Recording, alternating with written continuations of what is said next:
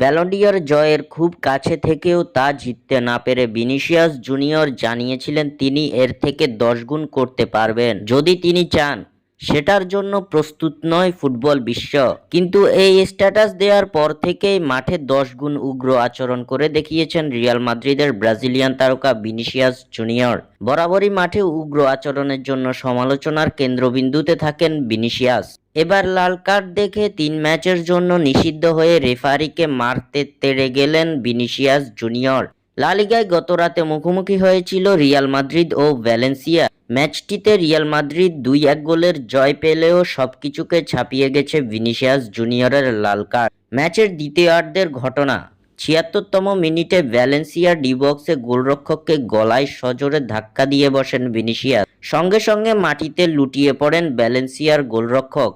এই ঘটনার আগে ভিনিসিয়াসকে ঘাড়ে ধাক্কা দিতে দেখা যায় গোলরক্ষককে। সঙ্গে সঙ্গে ভিএআর চেক করার মাধ্যমে ভিনিকে লাল কার্ড দেখান ম্যাচ রেফারি। রেফারির লাল কার্ড দেখানোকে কেন্দ্র করে ভিনিসিয়াস ছুটে আসেন রেফারির দিকে। এ সময় বেশ রাগান্বিত দেখা যায় ব্রাজিলিয়ান এই তারকাকে। সঙ্গে সঙ্গে ভিনিসিয়াসকে মাঠের বাইরে নিয়ে যান রিয়াল মাদ্রিদের খেলোয়াড়েরা। মাঠে ভিনিসিয়াসের এমন আচরণের পর সকলের মুখে মুখে ভাসছে এই বুঝি তার 10 গুণ। এমন আচরণ করে ভিনিসিয়াস আরও একবার প্রমাণ করে দিলেন ফুটবল ইতিহাসে ব্রাজিলিয়ানরা বেয়াদবির শীর্ষে রয়েছে। স্বাক্ষর থেকে সাদবিন ইসলাম।